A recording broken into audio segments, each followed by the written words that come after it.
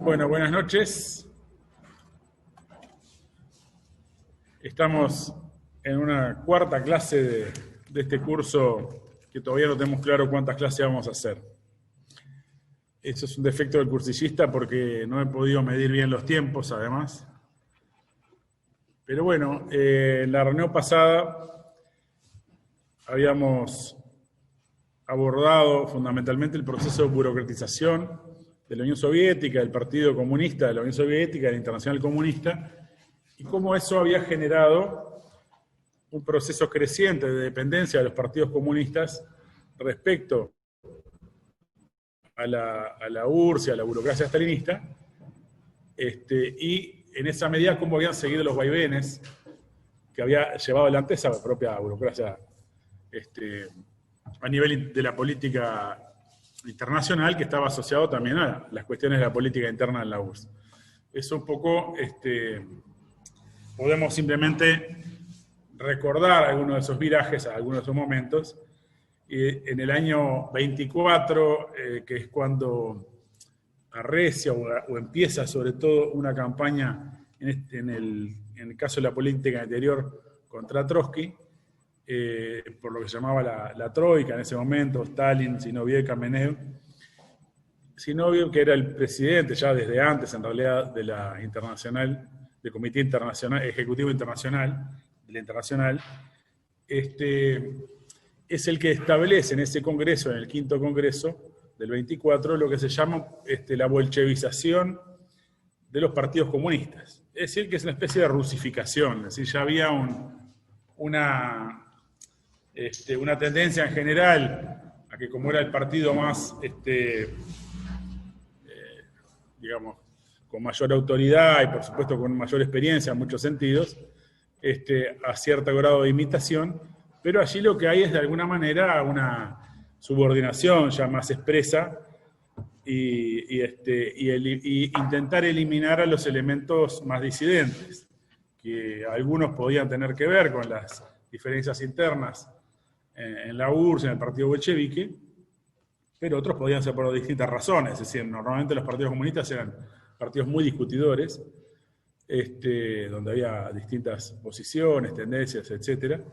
Y en este caso se iba disciplinando y se iba cohesionando a partir muchas veces de exclusiones y de medidas disciplinarias.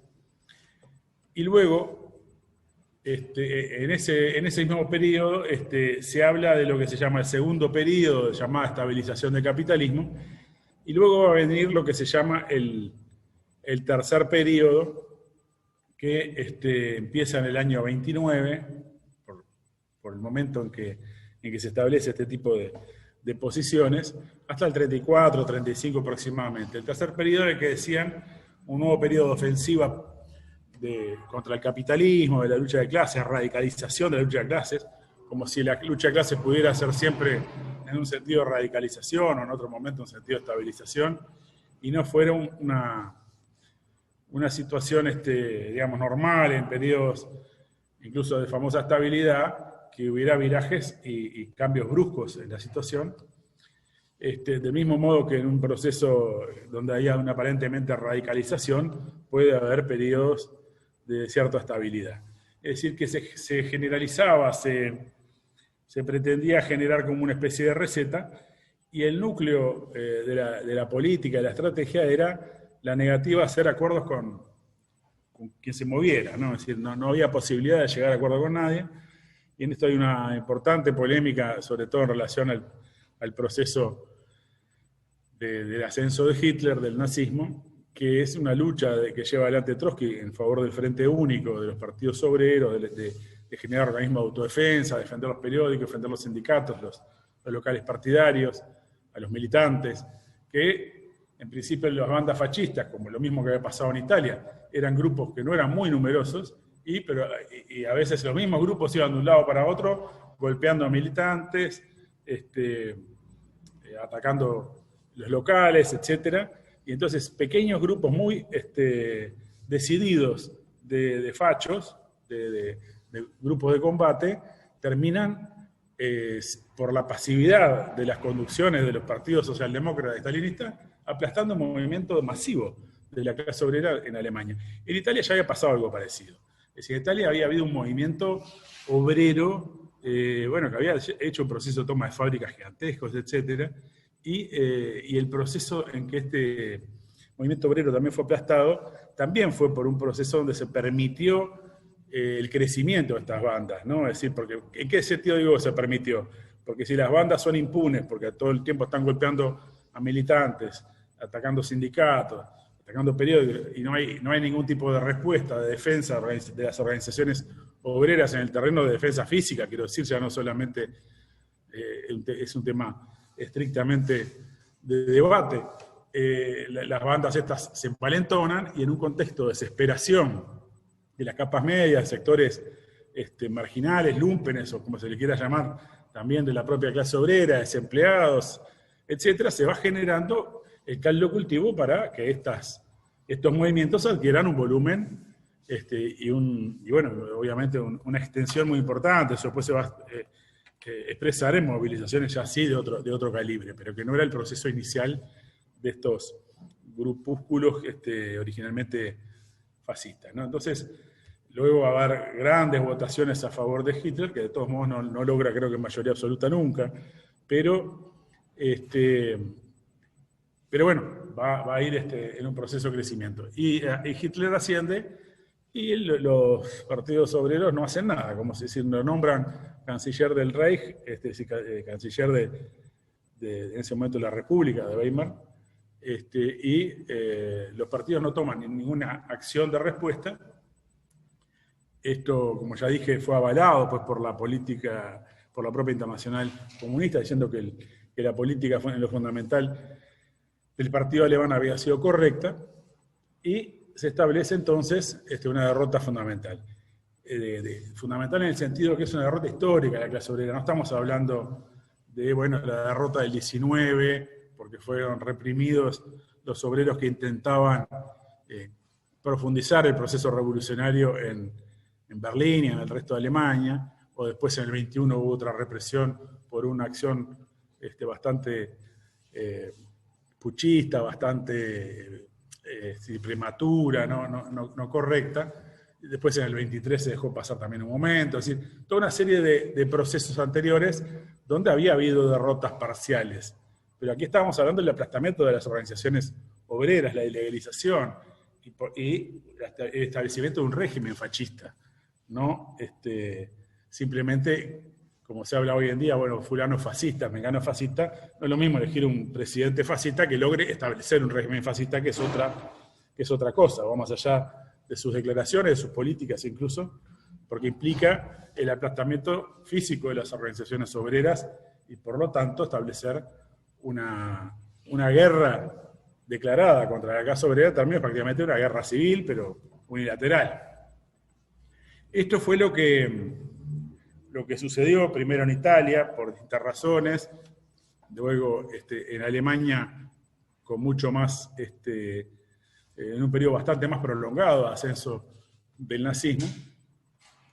Y en este sentido, después cuando en algún momento voy a hablar, no hoy, más extensamente sobre Trotsky, el trotskismo y incluso el Partido de Trabajadores, es decir, vamos a hacer un poco una referencia más profunda. La cuestión del ascenso del nazismo, yo decía ayer justamente en esta intervención que tuvimos por el 80 aniversario del asesinato de Trotsky, que Trotsky considera que se trata de un momento similar al de agosto de 1914, cuando la socialdemocracia vota los créditos de guerra. Es decir, no se puede permanecer en la misma internacional con los dirigentes del Partido Comunista Alemán, con Stalin, con los que han avalado toda esta política que llevó a una derrota de esta magnitud, y plantea construir una nueva internacional. Pero no era solo estar en otra organización, sino que plantea que se agotó por el impacto que esto tiene en la lucha de clases mundial, no por una cuestión solamente de repudio, ni es un tema solamente moral, el impacto que esto tenía en la lucha de clases internacional, la idea que manejaba lo que era la oposición de izquierda, los sectores que resistían dentro del Partido Comunista de la Unión Soviética, dentro de la Internacional, al ascenso de la burocracia, tenían la expectativa de que un cambio en la correlación de clases internacional, el triunfo de la clase obrera, etcétera, pudiera permitir una regeneración del Estado soviético, del Partido Comunista de la Unión Soviética y, por supuesto, de la Internacional Comunista como tal. Y él entiende que eso ya está cerrado y que hay que plantearse lo que llama una revolución política, es decir, no una revolución en el sentido que nosotros usamos en cualquier país capitalista, donde hay que expropiar a la clase que domina, sino que básicamente lo que se necesita es expulsar a esa burocracia enquistada en el Estado, quitarle sus privilegios, establecer el control obrero, establecer el armamento de los obreros, es decir, una serie de medidas que obviamente son una revolución, pero que no implican en lo esencial, más allá de tal o cual aspecto puntual, una expropiación de bienes que ya están en manos del Estado. En este sentido es que hace esa distinción de revolución social y política que, por otra parte, toma en cuenta que muchas de las conquistas de la Revolución de Octubre están vigentes y hay que defenderlas, y por otra parte, que la defensa de esas mismas conquistas requiere enfrentar a esa burocracia del Estado, porque es la que va a poder incluso no solo provocar derrotas como la que habían vivido recién en Alemania o eventualmente en una guerra, sino incluso que iba a estar interesada en recuperar, en convertirse en clase capitalista, para decirlo brevemente, de una forma rápida, en adquirir derechos de propiedad sobre los bienes que administraban carácter de administrador privilegiado, pero no necesariamente firme como un propietario, porque simplemente bastaba caer en desgracia para que perdiera incluso los privilegios. Bueno, terminar en la cárcel, por supuesto, si caía en desgracia frente a Stalin. Pero más allá de esto, que no quería entrar, simplemente decir que voy a desarrollarlo mejor después en otra oportunidad. Lo que sí me parece importante es que a partir del 35, sobre todo se firma un tratado militar con Francia, y a partir de allí empieza una política de frente popular. Y esto va a llevar a procesos de derrota también de la clase obrera. Es decir, por un lado la negativa del Frente Único Obrero contra el fascismo produjo una derrota, y por otro lado la política de alianza con los demócratas, es decir, que implicaba que la clase obrera renunciara a la lucha por el poder político, por la revolución socialista, lleva al estrangulamiento de los procesos de carácter revolucionario en Francia y sobre todo en España.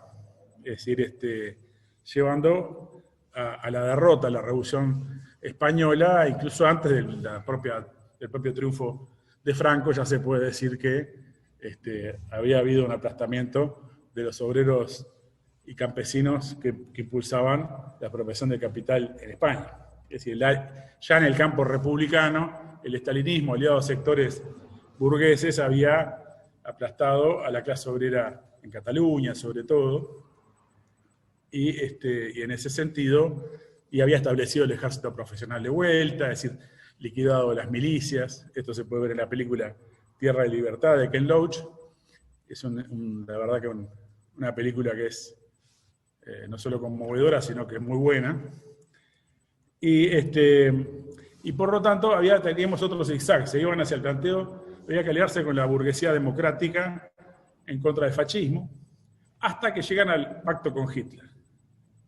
Es decir, Stalin firma un pacto con Hitler, se reparte en Polonia, invaden a ambos Polonia, a partir del año fines del 39, y esto establece el inicio de la Segunda Guerra Mundial, una verdadera carnicería multiplicada por 10 comparada con la primera, y con todo lo que implicaba, por otra parte, de la persecución contra los judíos y contra minorías que había gitanos o lo que fuere, lo que se le ocurriera, una verdadera barbarie en términos de aplastamiento de derechos de la clase obrera en toda Europa también, ¿no?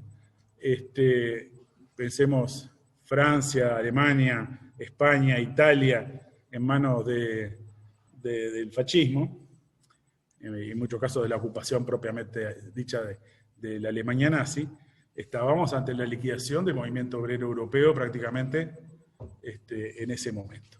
Y el dominio del estalinismo en la Unión Soviética. Por lo tanto, bueno, es lo que Trotsky después en algún momento, Trotsky no, Víctor Serge, que era trotskista en una época, planteaba que era la medianoche en el siglo. Es decir, era un momento el momento más negro de la historia.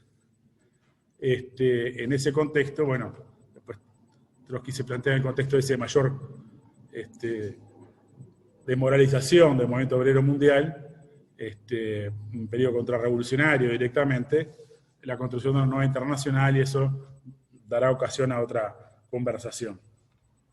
Pero lo que sí me parece importante es ver que se producía un nuevo viraje, que era, en este caso, bueno, obviamente el enemigo principal para el estalinismo pasaban a ser las democracias imperialistas, volvían a recordar el carácter imperialista de Francia, de Inglaterra, de Estados Unidos, que habían olvidado cuando estaba en el planteo de la unidad con la democracia burguesa, es decir, en el periodo de los frentes populares, hasta que viene la invasión de Hitler a la Unión Soviética y se vuelve con un carácter aún más profundo la política de frentes populares y ya de unidad nacional con la burguesía. Es decir, esto lo menciono sobre todo porque en Uruguay fue muy fuerte ese proceso, es decir, por supuesto que en todos lados, pero volviendo a la historia del movimiento obrero de la izquierda de Uruguay,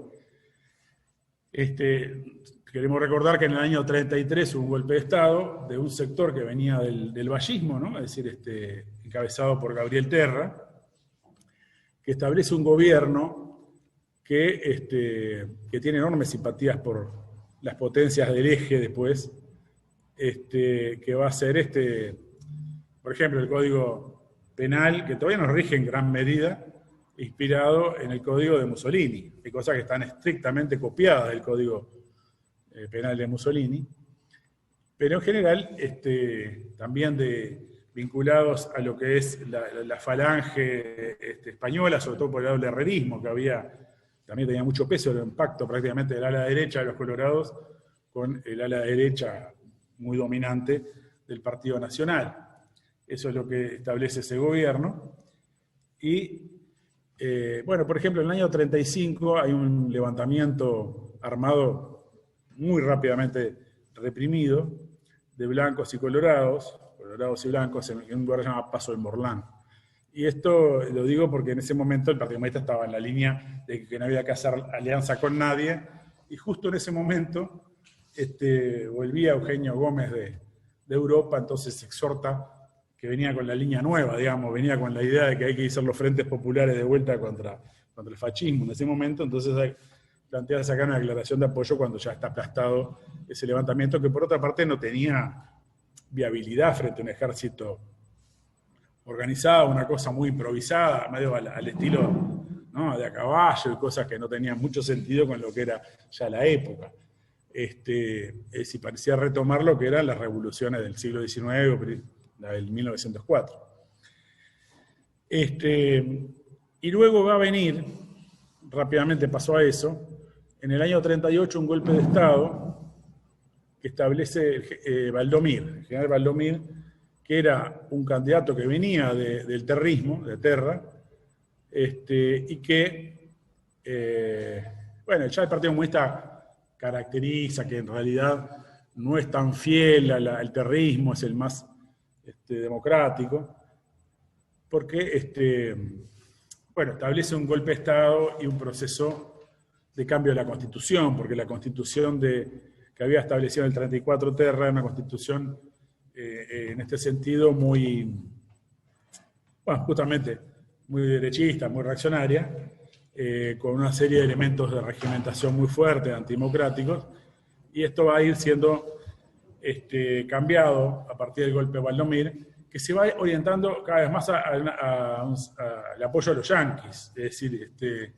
esto pensemos que todavía no había arrancado la Segunda Guerra, pero rápidamente, cuando empieza la guerra, empieza a haber una presión muy fuerte para alinear a los países latinoamericanos en el campo de los aliados y que rompieran, por supuesto, cualquier simpatía con las potencias del eje, ¿no? Entonces muchos de estos gobiernos tenían una actitud digamos, de no alinearse en ninguno de los bandos, de prescindir de tomar partido en la guerra, no tomaban partido por Estados Unidos ni por los llamados aliados, y en este sentido se iban virando, en el caso del gobierno uruguayo, cada vez más una presión para subordinarse a Estados Unidos. En el caso ya del presidente que viene después, que se llama Mésaga, que establece, bueno, es el creador de los consejos salarios, establece en el año 43 una línea cada vez más pro-yanqui. Y en este sentido, hemos pasado entonces en una década de una tendencia, digamos, de alguna manera simpatía con los regímenes fascistas, sin que dijeran, digamos, nada que, más allá de lo represivo, metió preso una cantidad de gente de Terra, pero no tenía carácter fascista el régimen como tal, y obviamente en comparación con los regímenes fascistas había muchas más libertades políticas. Es decir, tampoco era que había prisión por todos esos años de muchos de los caudillos o dirigentes políticos, sino que eran detenciones más cortas. Y lo interesante cuando estalla cuando Hitler invade a la URSS, es que, bueno, acá el Partido Comunista se pone una línea de unidad con el gobierno y de reclamarle el apoyo a los aliados, que es histérica, ¿no? Es decir, han pasado de la posición opuesta a, bueno, por supuesto, había campañas muy fuertes contra Herrera, que era el que defendía la neutralidad en la guerra, tenía simpatías muy claras por el franquismo y por el propio Mussolini, ¿no? Entonces, por ejemplo, el Partido Comunista hacía campaña por Herrera a la cárcel, el Partido Socialista no tan agresivo, pero también hacían la campaña contra Herrera, y porque lo acusaban de nazi, ¿no? Y a la vez una campaña muy fuerte sobre el movimiento obrero para que se alineara en la defensa del gobierno y la producción para que las exportaciones le llegaran a los aliados, ¿no? Esto llevó a un momento muy importante en el año 43, justamente, que es una huelga de los frigoríficos, que aparte es una huelga fundamentalmente defensiva frente a despidos y una serie de aspectos represivos, donde ante la huelga el Partido Comunista empieza a atacar a los dirigentes de los frigoríficos de nazis o de filonazis. Y en esta campaña, bueno, muy intensa, obviamente el Partido Comunista pierde mucho de su peso en los sindicatos. Bueno, en la industria de la carne durante mucho tiempo quedó completamente extinto. No tenía nada. Lo cual se muestra, ¿no? Es decir, cómo el sometimiento a la política internacional de la burocracia rusa llevaba a un proceso de achique y casi de extinción de un partido que proclamaba la necesidad de la unidad nacional con la mesa y con los gobiernos que vinieron después. El tema es que, como todo pasa, ahí pasó otra vez un proceso en la lucha de clases internacional y viene la Guerra Fría. Es decir, sin entrar en los detalles, pensemos que en todos los países europeos se estaban estableciendo al principio o al final de la guerra con gobiernos de unidad, donde el Partido Comunista participaba, estaba el Pacto de Yalta, donde se repartían zonas de influencia, ¿no? Roosevelt, Churchill, Stalin, y decían para contener y para asegurar que no hubiera también procesos convulsivos y revolucionarios en Europa, que los había. De hecho, había estallado la revolución en Yugoslavia en el 43. Y bueno, y hubo procesos muy importantes. Yo mencionaba la vez pasada el proceso en Italia, donde los partisanos eran prácticamente el único ejército presente y el Partido Comunista los desarma y entra el gobierno en Italia para restablecer el ejército, restablecer el Estado burgués, y en ese sentido impedir un proceso revolucionario. Cosas de similar índole pasaron en Francia, no tan agudamente, pero con el Partido Comunista interviniendo en el gobierno, hasta que por el año 47, por ahí empieza, bueno, son expulsados prácticamente todos los gobiernos y empieza fuertemente la lo que se llama la Guerra Fría. Los partidos comunistas quedan de alguna manera vetados por el imperialismo, sobre todo yanqui, que era el que obviamente domina en el plano internacional en ese momento, bueno, como hasta ahora, pero establece en este sentido una polarización con los partidos comunistas. Y bueno, obviamente esto va a provocar también un cambio en la política de los partidos comunistas a nivel internacional. Entonces, me parece importante llegar a la década del 50, primero desde el punto de vista del movimiento obrero de Uruguay, con una reflexión sobre lo que era un proceso de sindicalización aún más masivo. Es decir, por un lado teníamos un partido comunista que había perdido mucho prestigio y que en algunos sindicatos estaba prácticamente desaparecido, es decir, no encontraba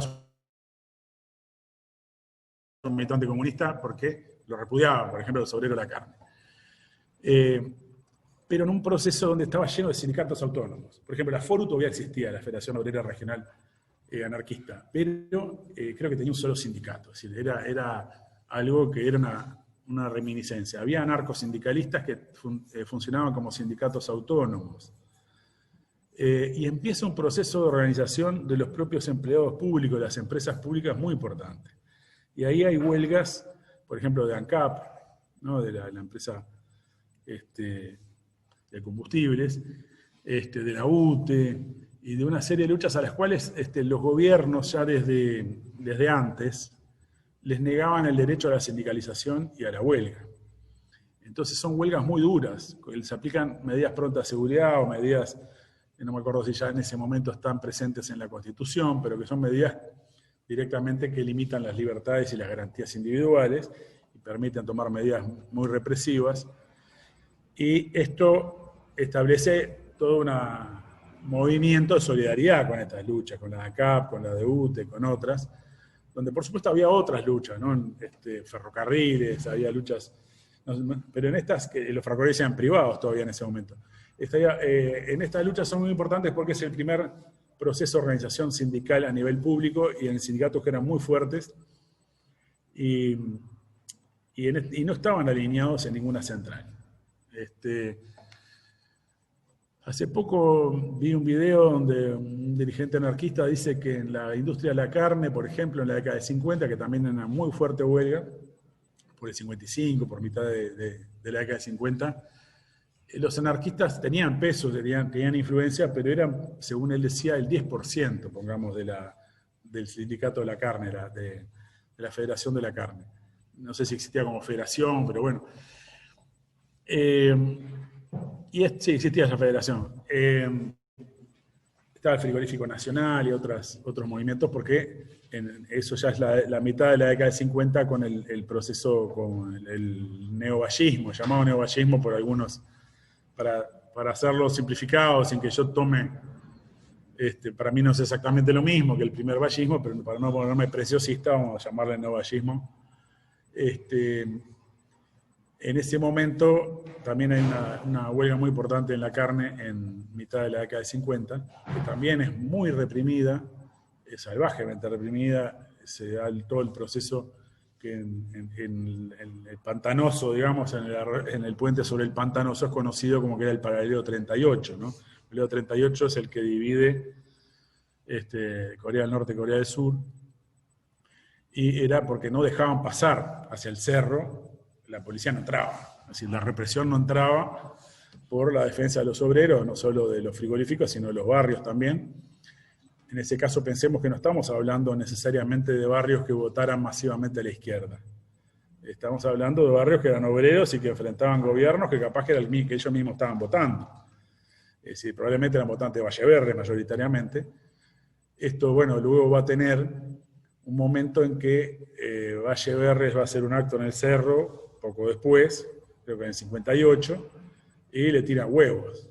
Es decir, era un momento impresionante desde el punto de vista de evolución política. Quiero decir, no importa si la evolución política fuera de gran calidad o poca, los obreros que habían votado al vallismo, que habían protagonizado todas estas luchas, tienen esta ruptura política con el gobierno y con el Valle Verde en particular. Entonces estamos en un momento de grandes cambios en el movimiento obrero, de enorme dispersión sindical, pero a la vez de mucha solidaridad en las luchas. Es decir, no había centrales sindicales, no había federaciones, pero había en cada lucha un proceso de solidaridad. Están el movimiento, lo que llaman los gremios solidarios, por ejemplo, que es un movimiento sobre todo de los sindicatos anarquistas, pero no solamente, pero no anarquistas de lo que era la vieja federación regional, ni propiamente narcosindicalistas como habían sido en la década del 20. Era un proceso que estaba modificándose el anarquismo. Entonces, me parece importante ver cómo en la década del 50, sobre todo mediados de los 50, se produce un cambio en los tres sectores dominantes del movimiento obrero en esa época, en el Partido Comunista, el Partido Socialista y los anarquistas, que no es casual que se producen más o menos en 55, 56, por ahí, procesos políticos en la izquierda, que tenían que ver con esta masificación, por un lado, del movimiento obrero, con luchas muy duras y con una crisis del movimiento obrero, de los trabajadores, no del movimiento obrero en el sentido de los sindicatos, sino de la clase obrera con el vallismo. Es decir, ese es un momento decisivo, y van a haber grandes luchas también a nivel estudiantil, que van a llevar a la lucha, por ejemplo, primero por la autonomía consagrada en la Constitución del 51 de la universidad, y luego la Ley Orgánica Universitaria del 58. Ya en el 51 logra la universidad que se meta en el texto de la Constitución expresamente la autonomía con carácter de fuerza constitucional, de peso constitucional, y luego la gran movilización por la Ley Orgánica, que obviamente habrá distinto grado de complacencia, quiero decir, muchos sectores de la FEU consideraban que había en la Ley Orgánica muchas concesiones a posiciones de la burguesía, pero en realidad es una conquista muy importante. Es decir, estamos hablando de un movimiento que consagraba muchas de las viejas reivindicaciones de la reforma universitaria, el cogobierno, etcétera, etcétera. Es decir, un planteamiento de avances democráticos fundamentales en la educación superior.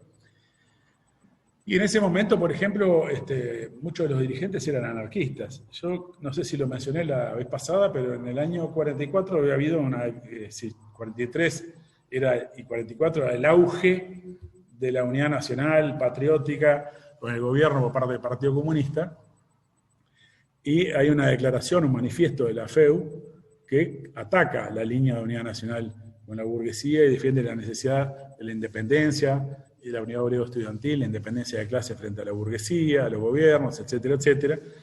Si quiere un momento de importante ruptura política. Y en la FEU tenía mucho peso los sectores anarquistas y de otras tendencias. Pero, por ejemplo, Gerardo Gatti más adelante va a ser, no me acuerdo si secretario general, si existía ese nombre, pero uno de los principales dirigentes de la FEU, antes de ser un dirigente obrero.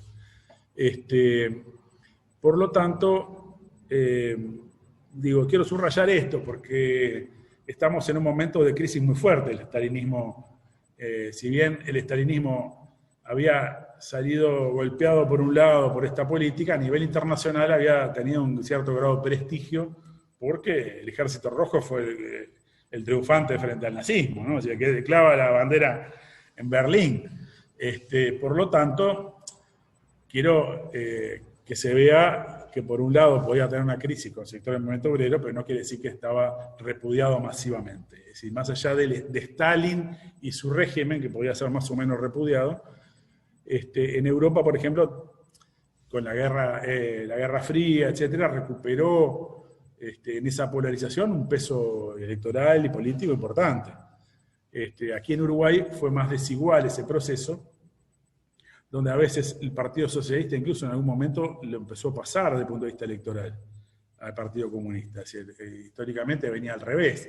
Venía el Partido Comunista más grande y el Partido Socialista más chico, de la decisión, ¿no?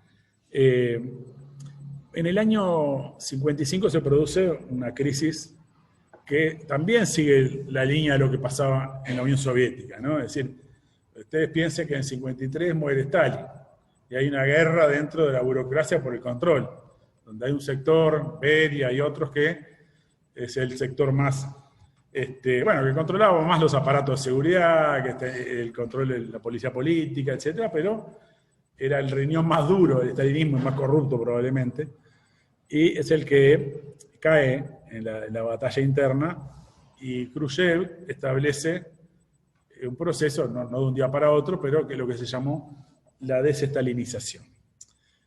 No me voy a detener mucho en la caracterización de esto, simplemente decir que, bueno, había un cambio político en el Partido Comunista de la Unión Soviética, si bien no se produce un ataque furibundo a nivel mundial inmediatamente contra la figura de Stalin, se le echa la responsabilidad de una serie de cuestiones, se establece como idea la que había habido un culto a la personalidad que había, en este sentido, había subordinado a todos los partidos comunistas a la figura de Stalin, etcétera, etcétera, y a la Unión Soviética. Y de esa manera el ala de Khrushchev, que era parte del Politburó, es decir, de la dirección junto con Stalin, quedaba como que ellos no tenían nada que ver, ¿no? En todo caso, simplemente habían adorado a un genio, a alguien que se suponía que era un genio. Hay una anécdota del 20 Congreso del Partido Comunista de la Unión Soviética, una anécdota que para mí es un chiste, no debe ser una anécdota real.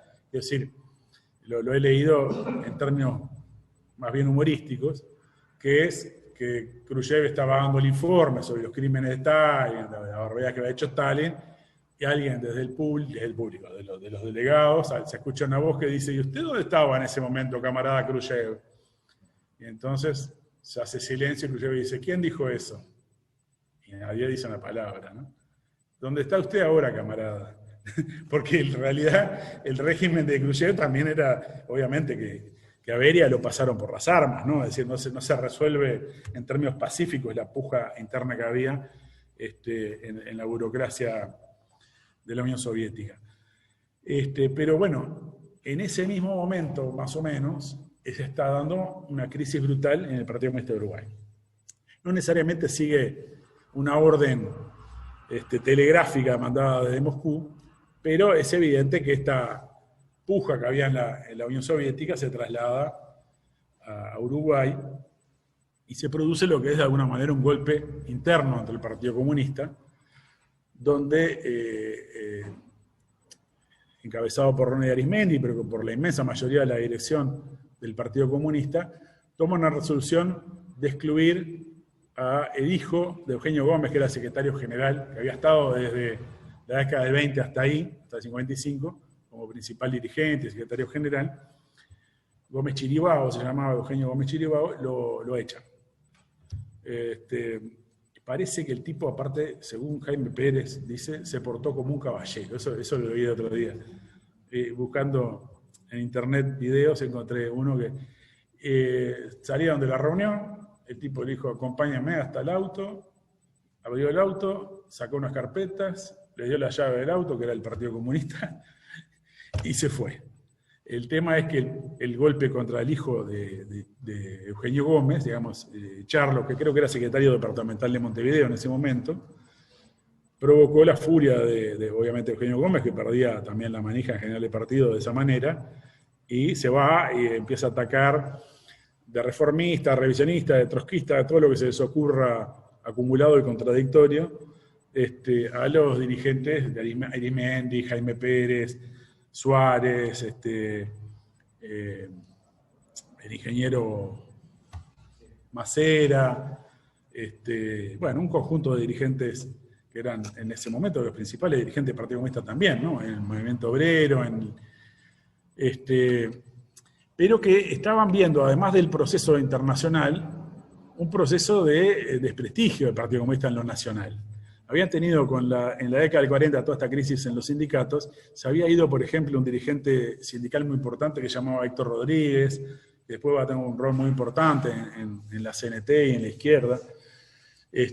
Bueno, incluso después de esta movida entre el Partido Comunista expulsando a los Gómez, van a intentar ir a recuperar a Héctor Rodríguez, que no va a querer volver al Partido Comunista. Pero de alguna manera hay una situación de decadencia que tienen que revertir estos dirigentes, y por lo tanto el golpe interno, golpe digo porque evidentemente lo cocinaron a Gómez, ¿no? Tenía todo armado, llega a una reunión y ya tenían un acuerdo de que iban a proceder por esa vía, expulsando primero al hijo, no me acuerdo por qué acusaciones, y esto provocó, bueno, se fue muy poca gente con Gómez, también un partido que ya estaba muy debilitado. Y estamos hablando del año 55. Y en el 58 hay un congreso del Partido Comunista. Bueno, en 55, bueno, un poco antes del 55 había habido un congreso, para que vean quiénes eran Arismendi y los demás, ¿no? Donde ese congreso era con la foto de Stalin y todo el mundo atrás, ya había muerto Stalin, ¿no? No era un congreso que todo el mundo dijera Stalin era una barbaridad, era un criminal ni nada que se le parezca. Eran todos stalinistas. Bueno, como Khrushchev era stalinista, obviamente. Por lo tanto, en realidad, en principio no hay una gran revisión, pero luego va a haber un proceso de tomar ciertas posiciones políticas que obviamente logran, sumado a errores de otras fuerzas, logran que el Partido Comunista después va a tener un repunte y un crecimiento. Arismendi, por ejemplo, en la década del 30 saca un folleto que se llama La justicia soviética defiende al mundo. Digo para ver quién era Arismendi. La justicia soviética defiende al mundo es por los procesos de Moscú. Es un folleto defendiendo los procesos de Moscú y defendiendo los procesos de Barcelona contra los dirigentes del POUM y otros dirigentes que fueron masacrados por la KGB. No se llamaba KGB en esa época, pero la GPU, la Policía Política de Stalin, en la Revolución Española, ¿no? Es decir, donde fusilaron gente que eran revolucionarios, en nombre de defender al Estado burgués, es decir, a que no se apropiara el capital, y obviamente aplastar lo que era un proceso donde el estalinismo, que no era muy fuerte al principio en España, sino que había una fortaleza muy, muy grande de sectores anarquistas y de la izquierda socialista, por ejemplo, sectores también que venían del trotskismo, si bien no eran tan poderosos al principio, también ganaban fuerza, como el POUM, de Andrés Nin y otros. Esto va a llevar entonces a que el estalinismo está amenazado en su dominio del movimiento obrero, no tiene, es decir, en España no dominó el estalinismo un proceso revolucionario a partir del control político que estableció sobre el movimiento obrero, sino la represión pura y dura, es decir, el uso del Estado y la represión estatal. Y el condicionamiento que establecía, por supuesto, Stalin para dar apoyo, ¿no?, al gobierno, y en este sentido, al gobierno republicano, en este sentido, desde ese lugar aplastó un proceso revolucionario, no ya desde su rol en los sindicatos, acá o allá, como puede haber contenido muchos otros procesos. Y esto no es menor, porque forma parte también de una fuerza social y política que termina tomando un distanciándose del movimiento obrero, o el movimiento obrero distanciándose de ella. Y nosotros en Uruguay teníamos un proceso de ese estilo en la década del 40 y del 50, donde empiezan a formarse otras formaciones. La otra que se forma en el 55 es la Federación Anarquista Uruguaya. Y creo que hay que darle un rango importante en la historia del movimiento obrero y de la izquierda de Uruguay, con independencia de lo que sea hoy como fuerza. Que podría decirse no es solo lo que es la FAU, sino lo que es el PVP, por ejemplo, pero digamos, ninguno de los dos hoy tiene una envergadura que justificara hoy involucrarse mucho en un análisis de esto, pero realmente jugó un rol muy importante en la década de 50 y la década de 60, bueno, incluso los 70. En el año 55 se forma la Federación Anarquista, que era algo muy específico, es decir, bueno, justamente se llaman especifistas, ¿no? A sí mismos. Es decir, la idea de una organización anarquista específica, es decir, que junta a los anarquistas en una federación, es un poco, es decir, no es algo común a todos los anarquistas esa visión de que tiene que tener una organización así. Esto lo toma sobre todo Malatesta, un italiano, porque, bueno, normalmente los anarcosindicalistas no concebían organizarse como federación anarquista, estaban en los sindicatos, y el núcleo del sindicato. La FAU, cuando se forma, agrupa a gente que viene del anarcosindicalismo, anarcocomunismo, anarquistas más individualistas, más pacifistas, de todo pelo. Estaba lo que se va a llamar la comunidad del sur, que era gente que vivía en comunidades sin propiedad, digamos.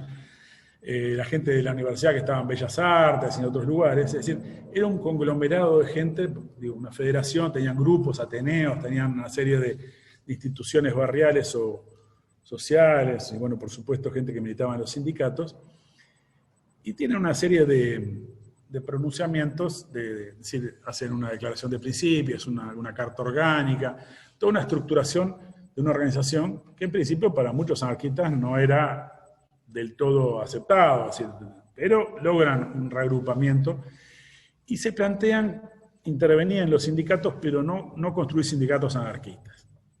En este sentido no es como la época de la Foru, sino, bueno, que sean sindicatos unitarios, digamos, donde estén todos los trabajadores y ellos participan como una fuerza dentro de ese sindicalismo y donde quieren impulsar un sindicalismo combativo y no y enfrentar la colaboración de clases, etc. Por ejemplo, bueno, yo mencioné, Gerardo Gatti en esa época era estudiante todavía. Gerardo Gatti es para el que no conoce, es un compañero que fue asesinado, detenido, desaparecido en la Argentina. Él en ese momento era estudiante y dirigente de la FEU, de la Federación de Estudiantes Universitarios, pero había muchos tipos muy, muy valiosos, ¿no? Bueno, por supuesto había sindicatos muy fuertes que después van a hacer lo que es la FUNSA, ¿no? Es decir, la fábrica de neumáticos, Morión Duarte, Perro Pérez y otros dirigentes. Pero había en muchos lugares dirigentes anarquistas. En la carne yo mencionaba, bueno, ellos estimaban que tenían un 10%. Por lo tanto, era una fuerza con, si bien no era un partido, en la medida que se iba buscando cohesionar, una fuerza con cierto peso a nivel del movimiento obrero, ¿no? Y en este sentido van a empezar a tener un desarrollo importante. El tema es que al ser una fuerza muy heterogénea y en muchos sentidos ambigua, porque convivían todo tipo de posiciones políticas ahí adentro, van a ser, de alguna manera, objeto de muchas crisis en la interna de la Federación Anarquista. Y bueno, vamos a decir brevemente que el momento de mayor crisis, no porque después no las tengan, no tengan cambios y evoluciones, porque van a tener muchas evoluciones, es cuando triunfa la Revolución Cubana, porque ellos inmediatamente simpatizan con eso, ¿no? Es decir, en principio todos tenían una enorme simpatía por la revolución, pero bueno, el sector más militante del movimiento obrero y estudiantil está loco de la vida. Hay otros que tienen algunas reticencias, porque obviamente para un anarquista apoyar a cualquier gobierno es un proceso contradictorio, ¿no? Es decir, le implica una contradicción en su esencia. Aún si fuese un gobierno revolucionario. Y después, cuando la Revolución Cubana, Fidel Castro la declara marxista-leninista, se produce un problema brutal, es una crisis descomunal, porque si ya teníamos el problema de cómo pararse frente a un fusilamiento, ¿no? Es decir, un paredón, es decir, al ejercicio de la represión estatal con carácter revolucionario, pero represión al fin, ya eso plantea un problema genéricamente. Bueno, esa revolución al inicio hablaba que era la revolución de las palmas, de las palmeras, no me acuerdo cómo que decía Fidel en el inicio de la revolución, decía una cosa bien cubana, bien centroamericana, bien de acá y no una copia de nada, y unos años después declara en el 62 que es marxista-leninista, él y la revolución.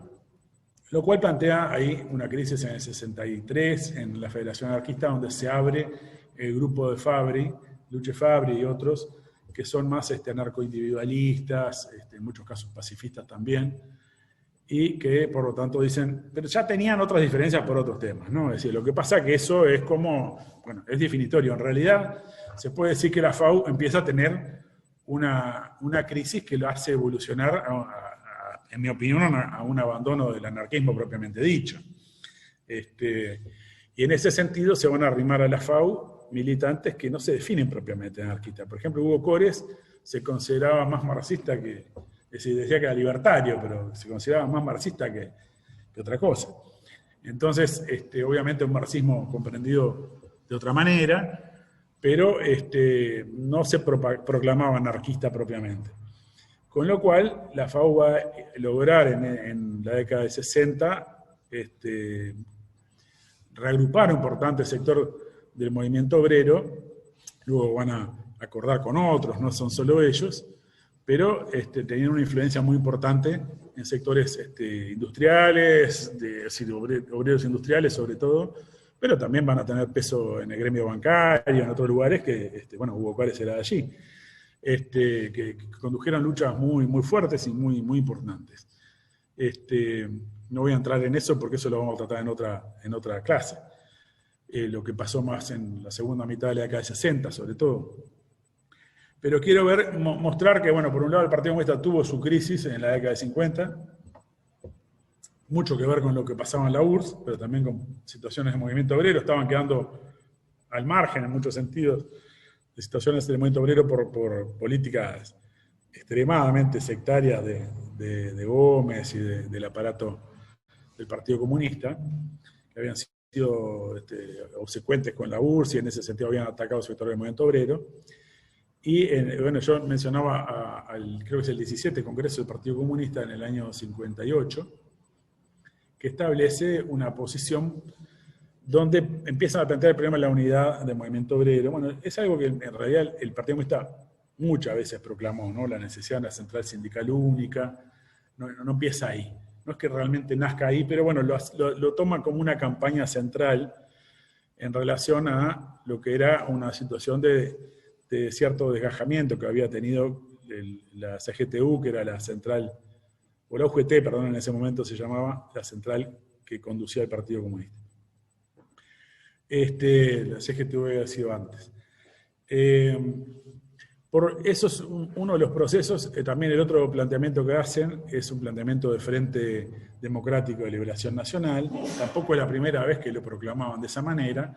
Era la concepción de revolución por etapas más clásica, si bien Arismendi después le va a poner algunos ingredientes de cierta flexibilidad a su planteamiento, pero en ese documento establece claramente la línea de que estamos ante una revolución democrático-burguesa, que la burguesía llamada burguesía media, burguesía nacional,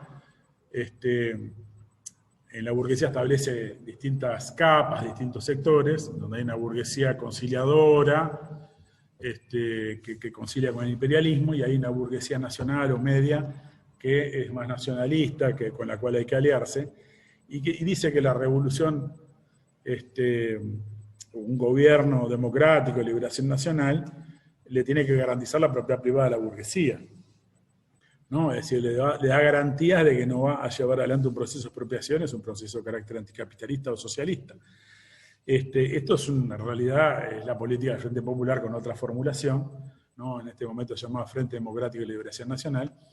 Pero entonces decía el Partido Comunista también, es otra cosa también bastante típica, que proclamaba la necesidad de unidad del movimiento obrero para que el movimiento obrero pudiera incidir en ese frente y fortalecía el Partido Comunista, porque cuanto más grande fuera el Partido Comunista, más incidencia podría tener ese frente y en ese gobierno democrático de liberación nacional, y por lo tanto el Partido Comunista se convertía en su concepción en un planteamiento de fuerza de presión, pero el poder estaba a mano de la burguesía, ¿no? Es decir, eso era un poco el planteamiento. El socialismo vendría para una siguiente etapa después de un proceso de desarrollo capitalista. Es un planteamiento que en realidad el origen es más bien del menchevismo, ¿no? Es decir, la idea de la revolución democrático-burguesa dirigida por la burguesía y la clase obrera, que es el furgón de cola de ese proceso. En el mejor de los casos, presionando para radicalizarlo, para llevarlo más adelante. Esta va a ser la política que va a llevar adelante sistemáticamente, planteando frente al resto de la izquierda y a otras fuerzas que no son de izquierda propiamente dicha, desde ese momento en adelante con más fuerza, quiero decir. No es que no lo hubiera dicho antes. Todo esto estaba dicho, no quiero decir lo clásico del estalinismo, porque el estalinismo ha planteado todo tipo de políticas contrapuestas entre sí. Pero la idea esta empalmaba con el 7º Congreso de la Internacional Comunista, los Frentes Populares Antifascistas y cosas por el estilo. Y el planteamiento de acuerdo con la burguesía también estaba presente en el momento de más duro estalinismo, porque hay gente que quiere contraponer una cosa con la otra, estaba presente más que nunca la unidad con la burguesía, o sea que en este sentido hay una continuidad.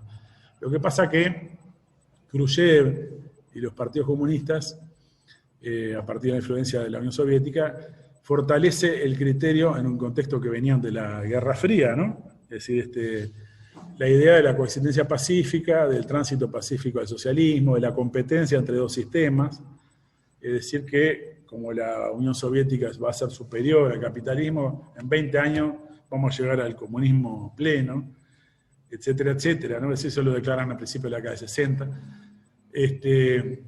Pero básicamente generan una orientación general de los partidos comunistas que esta idea del tránsito pacífico, que en realidad tiene mucho de lo que era la vieja socialdemocracia, ¿no? Es decir, la posibilidad de avanzar al socialismo sin revoluciones, va a estar muy, muy fuerte, ¿no? Es decir, en este sentido, por ejemplo, si uno ve la declaración de principio del Partido Comunista del año 58, dice que el Parlamento puede convertirse en el instrumento de transformación social, es decir, de terminar con el latifundio, terminar con el imperialismo, el sometimiento del imperialismo, etcétera, e incluso avanzar hacia el socialismo, ¿no? Es decir, todo eso está planteado a la vez que se plantea la garantía de la propiedad privada burguesa, ¿no? Es decir, es un planteamiento en este sentido de ofrecerle garantías a la burguesía.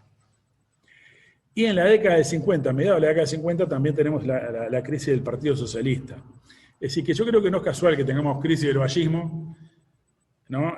Agudización de la lucha de clases, nuevos sectores que serían capas medias que intervienen en la lucha de clases, ¿no? Sectores de funcionarios públicos relativamente bien pagos en comparación con otros, que se sindicalizan, los bancarios. En la década del 40 se forma el sindicato, pero en la década del 50 también tiene mucho peso. Es decir, estamos hablando de públicos y privados en muchos sentidos, también el comercio empieza a crecer, los sindicatos, y en ese momento se produce también una crisis y una serie de cambios muy importantes en la izquierda. Y el otro, decía, es el Partido Socialista, que, por ejemplo, para tener una idea de su política, también había tenido una política, obviamente, de unidad con los aliados llamados democráticos contra el nazismo, ¿no? Es decir, esto es así. En algún punto había tomado un poco más de distancia que el gobierno. Por ejemplo, cuando el Partido Comunista estaba con la mesa haga muerte, los socialistas no estaban es decir, hablaban de meter también contra Herrera y una serie de cosas, pero no eran tan alevosos, digamos, en este sentido. Igual, la línea, cuando está en plena Guerra Fría, es la línea de apoyar al mal menor, ¿no? Es decir, la posición dominante, no quiero decir que esa fuera la única. Por ejemplo, en el año 51 hay un congreso, creo que es el 28 Congreso del Partido Socialista, no solo proclama la necesidad de apoyar al mal menor, que es el imperialismo yanqui, quiero decir, ¿no? ¿Qué quiere decir lo del mal menor? Que si hay una guerra, estamos con los yanquis porque por lo menos nos garantizan la libertad democrática. Si gana Stalin, perdemos todo. Entonces, esto es una definición muy, muy fuerte, pero incluso en el año 51, en ese congreso, se cuestiona lo que se llama el tercerismo. Y ahí vamos a traer un tema que es importante, no solo en el Partido Socialista, obviamente, porque en ese momento seguramente cuestiona el tercerismo más afuera que adentro del Partido Socialista, pero la resolución cuestiona el tercerismo, quiere decir que seguramente algo ya había en ese momento. Y el tercerismo era la idea, bueno, que no estamos ni con los yanquis ni con los rusos, vamos a decirlo. Bueno, los peronistas lo decían de una manera, no es propiamente el tercerismo, los peronistas. La tercera posición. Entre dos bloques, no estamos con ninguno de los dos, nos mantenemos independientes. Y dentro de esta concepción general hay muchas visiones distintas, ¿no? No es que sea todo lo mismo. Pero bueno, era la idea, no tomamos partido por ninguno de los dos. Si hubiera una guerra, no tomamos partido por ninguno de los dos. No nos vamos a subordinar a la URSS por enfrentar a los yanquis, si uno estaba contra los yanquis. No le vamos a hacer el juego a los rusos, etcétera, etcétera. Entonces, esta visión es cuestionada por el 28 Congreso del Partido Socialista del 51, porque él dice que hace los juegos de los rusos. Es decir, había que tener claro que si había un enfrentamiento, había que estar con Washington, no con Moscú. Esa es una visión que respondía en ese momento a la de Frugonia en un periodo de fuerte Guerra Fría. Es decir, se alinea, no quiere decir que Frugonia siempre estuvo en esa línea. En ese momento la Guerra Fría era muy fuerte y los socialistas en Europa también estaban en esta línea, ¿no? Es decir, no era una cosa que tampoco inventaba aquí el Partido Socialista de Uruguay. En el 55, por ejemplo, bueno, toda la década del 50 está el peronismo en Argentina, y esto es una cosa muy importante porque los socialistas de Argentina, como el Partido Comunista de Argentina también, son totalmente no solo antiperonistas, sino pro-yanquis a muerte, ¿no? Es decir, se colocaron en Argentina en una coalición electoral, la Unión Democrática,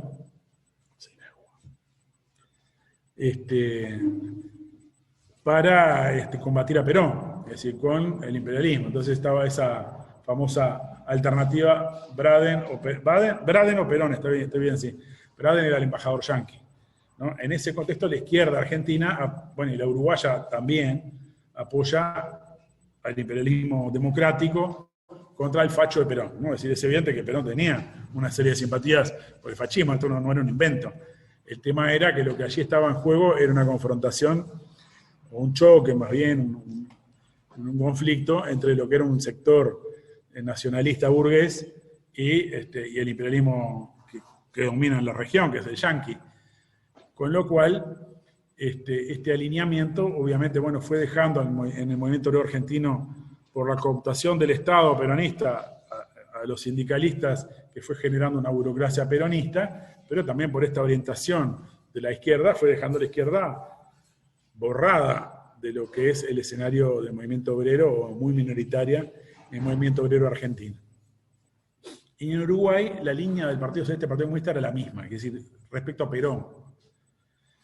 Esto va a llevar a que en el año 55, cuando se produce la llamada Revolución Libertadora o Fusiladora, como se le decía por parte de los que la denunciaban, que es el derrocamiento de Perón, que se raja en un barco, y después va a terminar refugiado con Franco en España, ¿no? Un poco después.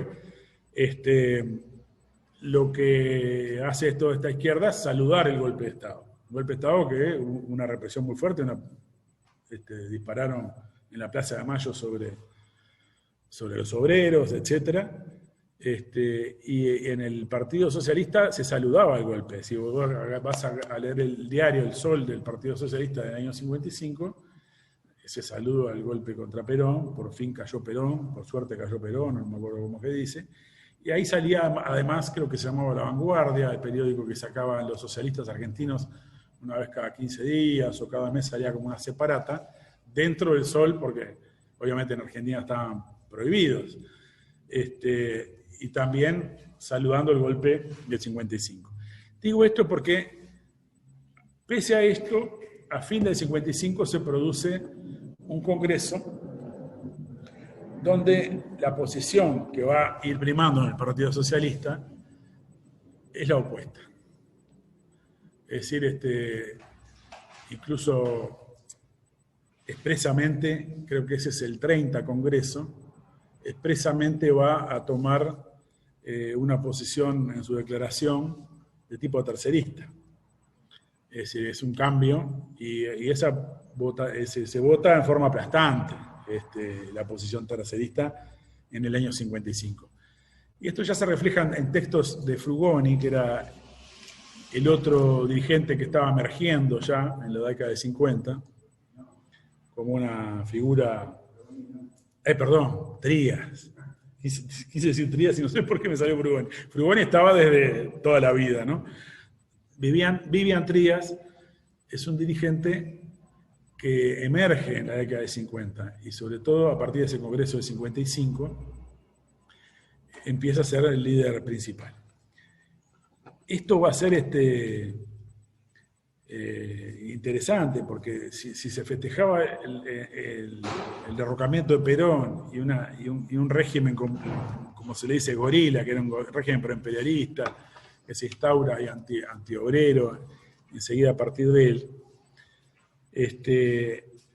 Increíblemente, unos meses después, hay un congreso del Partido Socialista, el 30, que establece una posición tercerista, y ya en el 56 vamos a ver, ya desde antes, pero en el 56 hay un texto importante de Vivian Trías que se llama La Revolución de las Orillas.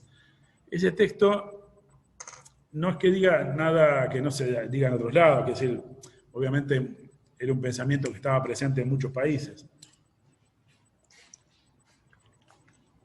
E incluso en algunas cosas que puede decir el movimiento nacionalista como el peronismo. Era la idea de que el imperialismo había logrado controlar en gran medida el movimiento obrero europeo y norteamericano porque dominaba las orillas del mundo, es decir, dominaba lo que llamarían después el tercer mundo. Las colonias, semicolonias, digamos, extraían de allí riquezas, ganancias extraordinarias, etcétera, y eso permitía hacer algunas concesiones en las metrópolis imperialistas. Y en el sentido de esta revolución de las orillas, era un proceso de luchas nacionales, de los movimientos anticolonialistas, movimientos antiperiodistas en África, en Asia, en América Latina. Y el planteamiento era, bueno, esta revolución en las orillas es el centro de la lucha contra el imperialismo y contra el capitalismo, y que en realidad el imperialismo va a caer cuando pierda las orillas, es decir, cuando pierda el control de todos esos estados que dominan por procesos revolucionarios, va a estallar la revolución también en el centro, porque no va a tener posibilidad de beneficiarse de esa dominación sobre el resto del mundo. Y en este sentido, el centro de atención pasa a esa lucha anticolonialista, antiimperialista, y por lo tanto, cómo se caracterizan los movimientos nacionalistas del tercer mundo es un tema central, ¿no? Y acá pasa a ser un cambio muy importante. El Partido Socialista de Frugoni, que venía parte de la línea unos años antes, ¿no? de que el mal menor era en una guerra que ganaran los yanquis, y que tenía una posición pro libre mercado, antiproteccionista, ¿no? que yo ya mencioné anteriormente, empieza a primar con el planteamiento de la tercera posición, el tercerismo, es decir, seguía siendo anti-estalinista. Bueno, en ese momento el estalinismo de Stalin propiamente no existía, y valía el estalinismo en el sentido del mismo aparato que dominaba con otro plantel, digamos, con otro personal de conducción, y con algunos matices en las formulaciones, pero básicamente era lo mismo. Ellos decían, no estamos con la Unión Soviética, no estamos con los rusos, ¿no? Es decir, seguían en la tercera posición, y el eje pasa a ser entonces buscar acercamientos con los sectores más de izquierda de la socialdemocracia europea, y ensamblar con el proceso revolucionario que hubiera en las revoluciones nacionales, digamos, de las colonias o semicolonias. Y en este contexto internacional hay que ver que había algunas luchas muy importantes. Bueno, primero había luchas y crisis, incluso revoluciones. Por ejemplo, del lado soviético, ¿no? Teníamos los levantamientos primero en Berlín Oriental en el 53, en el 56 Polonia y Hungría, levantamientos obreros contra la burocracia que son aplastados. Esto ratificaba a los socialistas de que con los rusos no estaba, es decir, no había duda en ese sentido. Pero del otro lado tenía Guatemala en el 54 estoy bien. Por ejemplo, es interesante para ver, porque el momento más interesante de la década de 50 en América Latina seguramente es la Revolución Boliviana del 52. Sin embargo, la veían con suspicacia, porque estaban en la línea que todo eso era medio fascista, igual que lo de Perón. Estaban, bueno, no digo trías, pero sí, el Partido Socialista como tal, viste, a veces en el periódico del Partido Socialista se publicaban notas divergentes, no todo el mundo opinaba lo mismo. En ese sentido era un periódico más fresco que el Partido Comunista, ¿no? Es decir, cualquiera que pueda ir a leer El Sol a la Biblioteca Nacional es muy recomendable.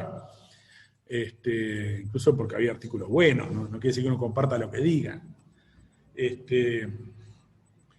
Evidentemente tiene un plantel interesantísimo. Pero frente a la Revolución Boliviana del 52, que es una revolución donde el movimiento obrero destruye el ejército.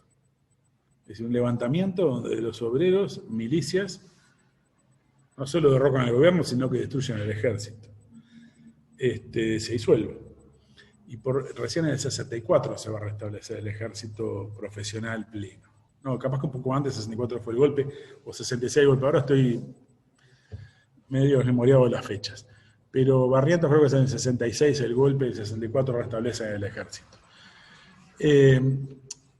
Esto, imagínense, es una revolución en un país donde están los mineros con cartucho de dinamita, milicias, por supuesto también con otro tipo de armas, también sectores campesinos, y lleva al poder un movimiento nacionalista burgués, o pequeño burgués, en el sentido de que no plantea la lucha por expropiar el capital, ¿no? Es decir, incluso no lleva adelante propiamente una reforma agraria, etc. Pero había cierta suspicacia frente a eso, por parte de la conducción del Partido Socialista. Ya en el 54, el golpe apoyado por Estados Unidos, de la United Fruit Company, ¿no? Es decir, contra Arbenz, ya lo ve más claro, ¿no? Porque era muy notorio lo que era esa acción invasiva, esa acción de ataque y de imperialismo, y tal vez también era más fuerte el tercerismo entre el Partido Socialista, ¿no? Si estamos hablando del 54, del 55 se aprobó una posición tercerista, seguramente Frugoni venía perdiendo peso y el ala tercerista venía ganándolo. Uno tiene que interpretar eso más allá de que yo no había nacido. Pero esto lleva a una claridad también sobre lo que era la política del imperialismo. El otro era Argelia, por ejemplo. El proceso en Argelia, que después va a llevar a la ruptura del Partido Socialista con la Internacional Socialista, es clave. ¿No? ¿Por qué? Porque el Partido Socialista francés estaba en el gobierno aplicando sangre y fuego contra el movimiento de liberación del pueblo argelino, una revolución contra el colonialismo francés. Entonces esto, que no es el único caso, había habido una crisis también en el canal de Suez, con los laboristas, por ejemplo, con el imperialismo británico. ¿No? Cuando Egipto toma el control del canal de Suez, choca con el gobierno británico del Partido Laborista, y entonces, que está también en la Internacional Socialista. Entonces se empieza a producir una crisis muy fuerte entre algunos partidos socialistas, pero en particular el Uruguay, con la Internacional Socialista, y cuando nombran de presidente o vicepresidente de la Internacional no me sale el nombre, un francés, socialista francés, el Partido Socialista reclama que lo echen, y como no, Mitterrand no era ni socialista en esa época. Mitterrand igual era ministro del Interior, pero no dentro de ese gobierno, que estaban los socialistas, pero él no era socialista, él era de la derecha. Después termina dominando el Partido Socialista, que es un tema interesantísimo. El Partido Socialista se llamaba Sección Francesa de la Internacional Obrera, SFIO. No se llamaba Partido Socialista Francés ni nada de eso. Después se va a llamar, en el fin de los 60 o principios de los 70, se va a llamar Partido Socialista. Y ahí es cuando Mitterrand toma control del Partido Socialista. Pero me traje con lo de Mitterrand. Lo importante es que ahí se produce una crisis. Ya estamos hablando de que Frugoni su corazón era la socialdemocracia europea, ¿no? Y acá están rompiendo con la socialdemocracia europea en el año 60, cuando rompen con la Internacional Socialista, a partir de la política colonialista, represiva, imperialista de los gobiernos europeos, dirigidos por la socialdemocracia. Entonces, no solo por la socialdemocracia, pero en este caso era por los que integraban los socialistas. Por lo tanto, se produce un cambio radical. Y todavía la posición es tercerista. Quiero decir, en esto es fundamental porque luego el Partido Socialista va a ir evolucionando y no va a ser propiamente en esta clase que lo hablaremos, donde va a haber un acercamiento cada vez mayor con el Partido Comunista, pero va a ser sobre el final de la década del 60. Después de Checoslovaquia, digamos, después de la invasión a Checoslovaquia, después de el proceso de Velasco Alvarado en Perú, de la Unidad Popular Chilena, es una serie de procesos que tienen mucho que ver con procesos cubanos, pero no me voy a meter ahora en eso. Simplemente es interesante ver, es muy plástico el movimiento de la izquierda en todo este periodo. Es realmente apasionante cómo en pocos años evolucionaba muy radicalmente de una posición a la otra. Bueno, entonces la orientación de Trías va a llevar, él va a empezar a valorar los movimientos tipo el peronismo, Getúlio Vargas en Brasil, y otros movimientos de ese estilo como, bueno, encarnación de un movimiento nacional. En la posición de Trías, esto lo va a desarrollar de distintas maneras, no todo el tiempo mantiene la misma línea, puede haber cambios, pero básicamente se podría resumir lo siguiente: la burguesía nacional no existe o la burguesía no tiene ningún rol en la revolución nacional, porque la burguesía está aliada con el imperialismo, con la oligarquía, etc. Por lo tanto, el movimiento nacional no es de la burguesía, es un movimiento popular y por lo tanto progresivo. Es decir, a ver, el Partido Comunista podría decir: apoyo al movimiento nacional porque es la burguesía y voy a la alianza con la burguesía, ¿no? Voy con los Kirchner porque son la expresión de la burguesía y voy con los Kirchner. Trías decía: no, los Kirchner no son la burguesía. Los Kirchner no existían, no estoy diciendo como ejemplo con la política actual, ¿no? O Chávez. No es la burguesía, es una expresión de un movimiento popular. Por lo tanto, como no es la burguesía, es un movimiento no solo progresivo históricamente, porque plantea la lucha por la autonomía nacional, el enfrentamiento al imperialismo, etcétera, etcétera, sino que potencialmente conduce al socialismo. Es protosocialista, digamos. De un movimiento de forma ininterrumpida conduciría al socialismo. Y esto, cuando la Revolución Cubana, sintieron que se expresaba allí lo que estaba planteando, ¿no? Porque, imaginen, el movimiento 26 de julio nace como un movimiento nacionalista fundamentalmente, ¿no? Y democrático, con algunas transformaciones, no socialistas. Si uno lee la historia de Max Olverá, de Fidel Castro, no dice que quiere socialismo, ¿no? Es decir, quiere recuperar la soberanía cubana, terminar con la tiranía, bla, bla, bla, y una serie de transformaciones, la corrupción, la mano en coche, pero incluso ni siquiera plantea transformaciones tan profundas. Eso vendrá después, con un proceso de radicalización del movimiento antes de la revolución y después de la revolución, sobre todo, después del triunfo, digamos. Quiere decir que cuando la revolución cubana pasa de tirar a Batista a proclamarse marxista-leninista, era un problema, no importa. Lo de leninista era un problema. Pero para Trías, quiero decir, ¿no? Pero, ¿qué quiere decir? Claramente estaba diciendo que iban a la expropiación de todo el capital, ¿no? Entonces se confirmaba en su concepción de que esos movimientos nacionales iban a evolucionar en un sentido como habían evolucionado. Digamos, Fidel era el más avanzado de un proceso, ¿no? Es decir, Perón podía ser más atrasado, Perón también tenía a veces un discurso muy antiimperialista. Tenía discurso para todo. Cuando iba a la derecha ponía señalero para la izquierda, como decía él mismo. Bueno, entonces esta concepción va a ser muy importante porque Trías va a empezar a apoyar movimientos nacionalistas, sobre todo de carácter militar, ¿no? Es decir, esto igual capaz que da para tratarlo mejor más a fondo en la que viene, pero, por ejemplo, lo que es el golpe del gobierno peruano, ¿no? De Velasco Alvarado, que en realidad también los cubanos están apoyándolo.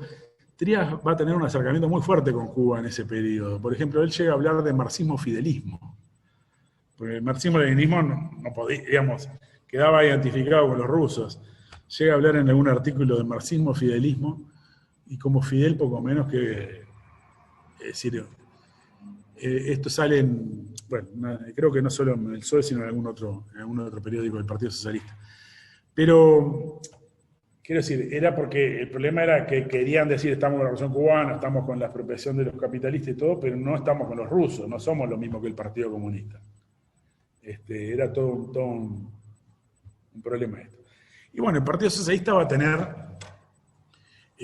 después, a partir de esta orientación, una crisis porque Trías va de alguna manera a buscar, es decir, no tenés un Perón en Uruguay. lo más parecido a Perón era Herrera, que era facho. Facho en el sentido, Perón también. Es decir, el discurso, no voy al discurso, era más aristocrático. No, si no tenía nada que ver con el movimiento nacional popular, que era el peronismo. Entonces el problema, y aparte del herrerismo, los socialistas y los comunistas le habían dado con caña toda la vida. Entonces se da un fenómeno que es increíble, porque cuando se da el proceso de la elección del 62, tenemos en la izquierda dos expresiones, ¿no? Porque los anarquistas obviamente no intervenían, ¿no? Que tenés el Partido Comunista llamando un frente, y cuanto más lo rechazaba el Partido Socialista, más hablaba del frente sin exclusiones. Entonces, y encima con tal, digamos, tanta fortuna y tanta capacidad de reacción que le ponen Fidel a su movimiento. Estoy hablando de que los socialistas entendían que Cuba era la confirmación de todos los planteamientos que venían haciendo. Y en este sentido, el Partido Comunista hace una campaña muy buena en contra de las exclusiones, digamos, por la unidad sin exclusiones, y logra que muchos de los aliados que aspiraban a ganar Trías terminan yéndose para otro lado. Por ejemplo, el MRO, el nombre de la unidad sin exclusiones, al principio estaba con el Partido Socialista más arrimado y termina haciendo el acuerdo con el Fidel. Y otros sectores que venían del vallismo, que eran minúsculos, ¿no? Vamos a decir la verdad, pero que venían del vallismo, los socialistas, sobre todo los terceristas, los Frugoni, consideraban a los vallistas como liberales, ¿no? Burgueses. No, es decir, no era la expresión de ese nacionalismo que de alguna manera veían como potencialmente progresivo. Entonces empiezan a buscar movimientos nacionalistas. Es una cosa curiosa, porque en un movimiento obrero que no seguía ningún nacionalista, estaban de alguna manera a la búsqueda de un Perón, y no lo había. Ni lo podía haber, por otra parte, pero por toda la historia del país y del movimiento obrero. Entonces se da el fenómeno que convocan a la idea de la Unión Popular, que es una coalición, es decir, plantean un frente político. Yo no dije algo que me parece también relevante, no tiene que ver exactamente con esto, pero me parece muy relevante. Es en el 55, si bien descartan cualquier unidad política en el Partido Comunista, proclama la necesidad de una central única de trabajadores. Y esa no era la posición que venían defendiendo, que hay un cambio también en el 55, no solo hacia el tercerismo, sino hacia este planteamiento de unidad sindical. Y dentro del Partido Socialista a nivel sindical había una organización que se llamaba la CSU, Central Sindical del Uruguay, algo así, que estaba muy vinculada a los yanquis en todo este proceso de la Guerra Fría que yo mencioné anteriormente, y eran una agencia de la embajada directamente, ¿no? Es decir, era realmente amarillo. Esto es importante porque va a empezar a haber una crisis donde este grupo, creo que se vaya a la vez los expulsan, algo así, no me acuerdo exactamente del orden de los factores, pero básicamente el Partido Socialista a nivel sindical se orienta a un planteamiento de unidad sindical y ahí sí aceptan una unidad con los comunistas, no a nivel político. Es decir, no va a haber ningún acuerdo político electoral de ninguna especie, pero sí una central única donde estén todos. Y eso coincidía con un poco el planteamiento también que habían hecho los anarquistas de la FAU, que decían que no queremos un sindicato anarquista, queremos un sindicato donde los anarquistas vamos a estar y queremos trabajar en ese sentido hacia la unidad, si bien tenía mucho más resistencia el Partido Comunista todavía, es decir, pero en este sentido también va constituyéndose una opinión dominante en la izquierda, de que hay que intentar, porque estaban los conflictos que los gobiernos le daban, por más Valle Berres que hubiera, le daban con un garrote. Eran muy duras las luchas que había y la solidaridad en torno a ellos iba generando cada vez más la necesidad de unidad. Y en el 58, cuando ganan los blancos, después de 94 años de gobierno colorado, y mucho antes de este proceso de la UP y del Fidel que estaba mencionando, se produce, esto es un elemento que había dejado pasar, interesado en el proceso del Partido Socialista, me olvidé de este detallecito, y es que cuando yo digo a Valle Verde le tiran huevos en el cerro, ¿no? Es decir, una barriada obrera que votaría al vallismo históricamente, el que capitaliza eso no es la izquierda, es el herrerismo, y no solo el herrerismo aliado en el 58 a un personaje que sería como a su manera, una especie de Manini Río, ¿no? Es decir, no quiero equipararlo, que es el ruralismo de Benito Nardone, porque en un sentido era muy facho, pero no tiene ese rasgo militar que tiene Manini, ¿no? Pero sí tenía un discurso hacia el campo, un discurso populachero, un discurso contra la izquierda, por supuesto, muy reaccionario, muy anticomunista.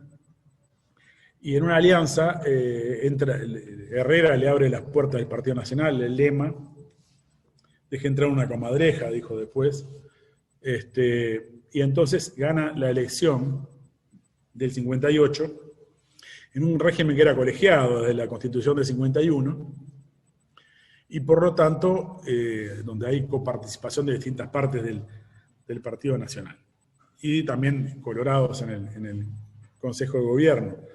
Esto me parece importante porque la izquierda no capitaliza, si bien había enormes luchas, no capitaliza sustancialmente, seguramente mejoró un poco los votos, pero los que capitalizan son fundamentalmente los sectores blancos que inmediatamente llevan adelante un acuerdo con el Fondo Monetario Internacional, la reforma cambiaria y monetaria del 59, y es una línea de, quitar todas las restricciones de tipo proteccionista progresivamente que había establecido el neovallismo, que acepto como nombre no porque esté bien, sino porque es cómodo. Pero en ese momento había, cuando hablamos de reforma cambiaria, es que había muchos tipos de cambio, ¿no? Es decir, de acuerdo a quién importaba o quién exportaba, el valor del dólar era distinto, el Estado lo pagaba distinto, en el comercio exterior sobre todo, y esto implicaba medidas de tipo proteccionista por un lado o incentivos por el otro a distintos sectores. Todo esto fue eliminado y se firma el primer acuerdo con el Fondo Monetario Internacional en el año 59, con el gobierno presidido por Herrera, que muere enseguida, y en ese gobierno estaba un ministro que se llamaba Enrique Herrera. Y ese ministro era un ministro que era del herrerismo, es decir, un tipo que era de Herrera, incluso había sido de alguna manera impulsado por Herrera y su lista había sido la más votada dentro del Partido Nacional o del herrerismo por lo menos, porque tenía el apoyo de Herrera como tal. Y bueno, empieza a tener una crisis con el gobierno blanco, hasta que en un momento le piden la renuncia. Y el tipo se niega a renunciar, que debe ser uno de los casos históricos que no debe existir en el mundo, que un ministro se niega a renunciar y lo echan, ¿no?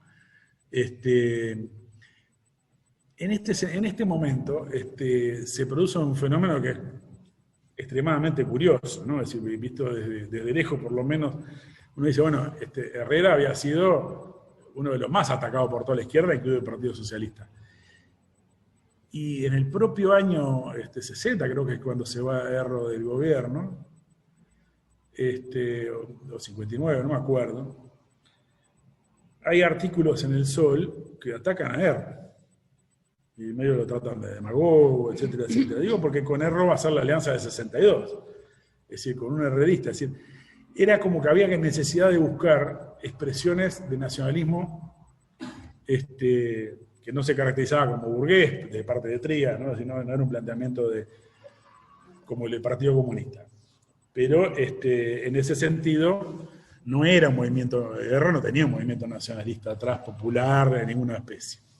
Más allá que hubiera sido votado muy ampliamente en la elección anterior. Entonces se daba una alianza con un sector que era muy desprestigiado para el Partido Socialista. Es decir, no solo Frugoni, muchos socialistas no entendían cómo podían hacer una alianza con Erro. Pero aparte la alianza con Erro fue tan mal hecha que la hicieron bajo un lema que no era el Partido Socialista. Es decir, el Partido Socialista perdía el lema. El Partido Socialista iba segundo en las listas. Primero los de Erro, segundo el Partido Socialista. El Partido Socialista solo tenía ya un senador y 2 diputados. Es decir, tenía una votación importante, mayor que la del Partido Comunista en la elección anterior. Y sin embargo, van a la elección en nombre de que van a capitalizar, porque creen que eso va a ser un puente hacia sectores más atrasados, más nacionalistas, pero no, que no se la fuman a la izquierda. Rechazan la alianza con el Partido Comunista y hacen alianza con un blanco, herrerista, y y lo ponen a la cabeza.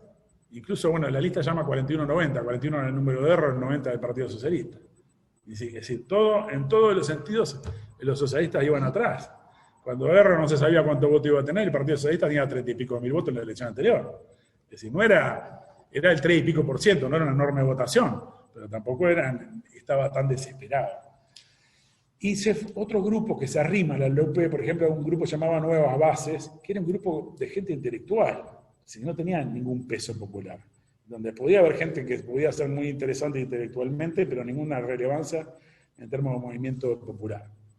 Entonces ahí estaba Elio Sartú, estaba Metol Ferré, algunos de ellos, no todos, venían de una ruptura con Nardone y con Herrera otros, cuando se forma eso. Es curioso, es decir, algunos habían sucumbido al encanto del movimiento popular de Nardone, otros venían del herrerismo, porque el herrerismo en ese discurso, movimiento católico, movimiento que proclamaba la autonomía frente al imperialismo yanqui, ¿no? Es decir, por ejemplo, Herrera hizo una gran campaña en contra de la instalación de una base militar yanqui en Punta del Este, ¿no? En la laguna del Sauce, no me acuerdo dónde era. Y él denunció que había todo un plan de implantación de esa base militar, que era contra el peronismo. Entonces tenía esas frases, allá los rubios del norte y los amarillos del Asia, ¿no? Porque si no tenían por qué tomar partido por Japón o por Estados Unidos, y toda una serie de discursos que en un sentido tenían una tónica antiimperialista, si bien extremadamente conservadora y aristocrática en una cantidad de sentidos. Digo porque esto obviamente lo tenía ese discurso también Erro, ¿no?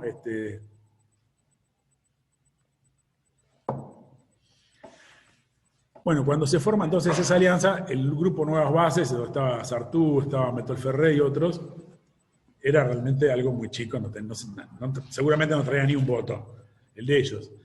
Del mismo modo que muchos de los que salían en el Fidel, que llevaban atrás algunos ballistas, y eso era muy dudoso que llevaran mucho. Pero en lo concreto que se da una competencia electoral entre el Fidel y la UP, donde el discurso del Fidel, del Partido Comunista en particular, de la unidad sin exclusiones, de un frente de izquierda, etcétera, etcétera, gana gente. Y el Partido Socialista vota peor que la elección anterior. Perdón, la UP vota peor que la elección anterior, que algo traería error. Quiere decir que se fugaron votos, por supuesto, del ala Frugoni, que tampoco eran tantos. Es decir, perdió votos que eran gente que se sentía socialista, que tal vez hasta no llegó a entender que la 41-90 estaba la 90 adentro. Es decir, porque pensamos en lugares más alejados del país, porque había lugares donde el Partido Socialista tenía una votación interesante en el interior, y cayó estrepitosamente, salvo en algunos lugares que puede haber crecido, que la alianza puede haberlos potenciado, pero en Montevideo fue catastrófico. Y esto, bueno, implica que el Partido Socialista queda fuera también del Parlamento. La UP mete 2 diputados, pero Enrique Erro elige entrar, no me acuerdo si por Canelones o si por Montevideo, él estaba en las 2, quedaban electos en los 2, elige por uno de los 2 y entra el suplente que es de Erro también. Y entra en una discusión de que en realidad le correspondía al Partido Socialista, Erro les hace así, no les da nada. Y la mujer encima, que era una mujer, que no me acuerdo el apellido ahora, la mujer vuelve del Partido Nacional, encima, la diputada. Quiere decir que el resultado de una política que supuestamente era para ampliar, para abrir un puente hacia un sector popular, nacionalista, lo que sea, termina siendo que votan peor que como Partido Socialista, que quedan sin diputados, sin senador, por supuesto, que quedan sin lema. Es una catástrofe.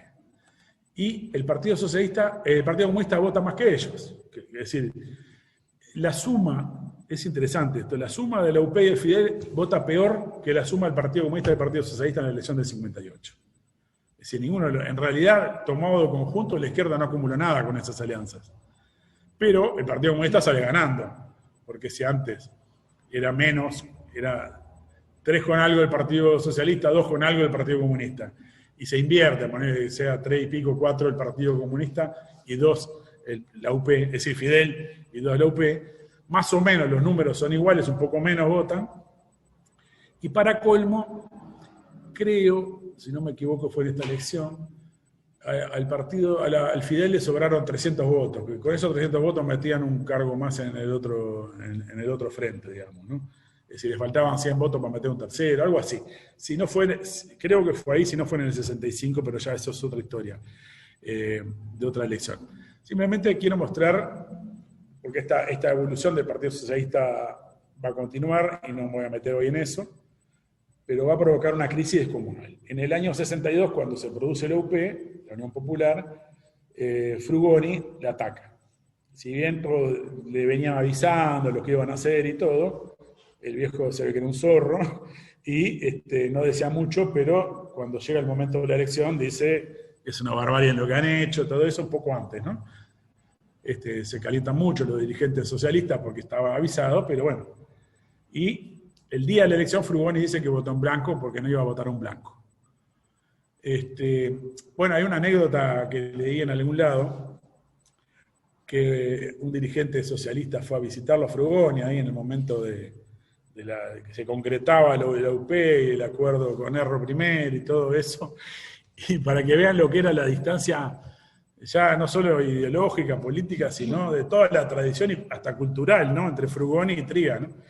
No era Trías el que fue a verlo, pero creo que fue Cardoso, un dirigente del Partido Socialista, José Pedro Cardoso, que lo fueron a explicar, todo, porque era una personalidad Frugoni, ¿no? Es decir, no estamos hablando de que estaba en ultra minoría en el Partido Socialista, pero no querían perderlo, querían tenerlo ahí. Y cuando se van le dice, estamos traicionando a Garibaldi, le dice Frugoni al socialista que había ido a visitar a Garibaldi, no por que formó parte acá del proceso de las guerras civiles, el que llevó adelante el proceso de la lucha por la unidad italiana, ¿no? Que estaba en el Partido Colorado. Es decir, Frugoni se sentía de esa corriente, es decir, de los más liberales y anticlericales, no de los herreristas católicos, era lo opuesto. Y por lo tanto, cuando dice estamos traicionando a mí me llamó mucho la atención porque no sabía que quería tanto a Garibaldi, Frugoni, pero quiero decir, era la beta liberal dentro del Partido Socialista la que estaba expresando Frugoni, y esa alianza era todo lo opuesto. Entonces, o por lo menos con un sector que venía de todo lo opuesto. No quiere decir que Erro no haya podido tener una evolución, etcétera, etcétera, pero realmente no, en el año 62 no estaba para nada prestigiado. Y ahí se va a producir después la crisis del Partido Socialista mayor, porque va a acelerar toda la crisis. Después de esto, imagínense que va a surgir un movimiento, que no voy a entrar hoy, que se llama Movimiento de Unificación Socialista Proletario. Después le vamos a pedir a... ¿Proletaria? Por la unificación socialista proletaria, ¿no? Ahí va, la unificación proletaria, está bien. Después Fernando nos puede contar cosas porque él estuvo en eso y conoció mucho de todo esto siendo muy joven. Pero capaz que en la que viene, hoy si podés hacer una anécdota, bárbaro, pero... ¿para qué termino? Sí, es horrible. Bueno, y este movimiento, que después vamos a analizar, llegó a tener el 50% del Congreso, y hay quien dice que en realidad ganó el Congreso y que algunos votaron en contra para no quedarse con el nombre Partido Socialista y para abrirse, ¿no? En el año 64, 65, se produce esta división. Quiere decir que se llevan a la juventud socialista entera prácticamente y se llevan a gran parte del Partido Socialista. Es una debacle, y paralelamente dentro del Partido Socialista estaba formándose el MLN, digamos, no se llamaba el MLN todavía porque eran socialistas, ¿no? Sendik, Marenales, Manera y otros, Amudio Pérez, eran militantes del Partido Socialista y empiezan a hacer el proceso que va después a culminar en el proceso del MLN, de los Tupamaros. Todo esto... Claro, los Tupamaros, hay un artículo de Trías que no sé si se marcha con el sol, que reivindica a los Tupamaros de Artigas, digamos, ¿no? Es decir, a esas guerrillas, a esas montoneras, de alguna manera, de la época de la Revolución Independentista, y ese nombre lo toman los Tupamaros, pero lo toma en un proceso que vamos a entrar después en otra de las clases, que vamos a hablar más del MLN, de los Tupamaros, del proceso y de otros procesos también de lucha armada, y eso podríamos ver la crisis del Partido Socialista del 65 y de un poco antes, del 63 en adelante, digamos, en otra clase para no extendernos tanto hoy. Pero bueno, no sé si quedó, para hacer un resumen, tenemos cambios muy, muy importantes a nivel político nacional, porque el vallismo es derrotado, esta vez ya directamente por el adversario histórico, ¿no? Que eran los blancos y el herrerismo en particular. Después en el 62 va a triunfar otro sector que es la VD dentro del Partido Nacional, aunque tiene peso, por supuesto, el herrerismo también dentro del gobierno. Y va a venir un creciente proceso represivo. Y esto, bueno, va a radicalizar también mucho la lucha de clases.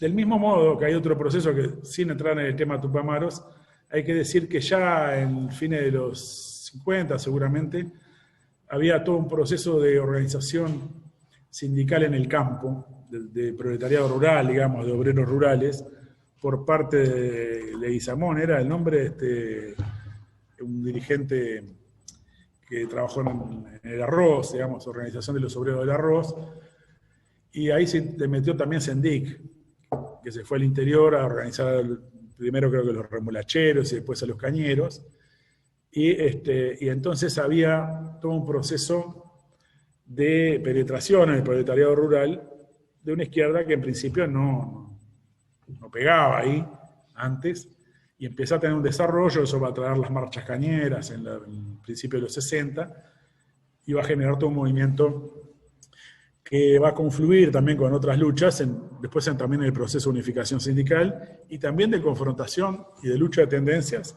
dentro del movimiento obrero, porque la unificación sindical, y no voy a meterme bien en eso, hay que pensarla como una unificación sindical en un marco de una lucha de tendencias feroz, no como ahora que el PIS-CNT son todos con pinches, es decir, no hay ninguna lucha ideológica, política, de ninguna especie, los matices son por cosas horrorosas en general, sino que era, bueno, tenías a los anarquistas de la FAU que iban a la lucha política, aceptaban unificarse, pero iban a una lucha política contra el estalinismo. Es decir, que consideraban, hablaban del reformismo, etcétera, etcétera, pero consideraban un cáncer en el movimiento obrero que tenían que derrotar. Y los socialistas que iban girando hacia la izquierda en toda esta evolución y se iban radicalizando también. Y la UTA, la Organización de los Trabajadores Cañeros de Artigas, va a ser como una punta de lanza también de todo un movimiento en ese sentido, etcétera, etcétera. O sea, hay toda una cantidad de movimientos en el movimiento obrero que van a unificar en la CNT después, pero en un contexto de enorme lucha política de tendencias, y bueno, donde después vamos a entrar en esa evolución. Yo dejaría por acá y abrimos un poco la discusión o preguntas. Capaz que me perdí alguna cosa, pero la puedo aportar en la reunión que viene.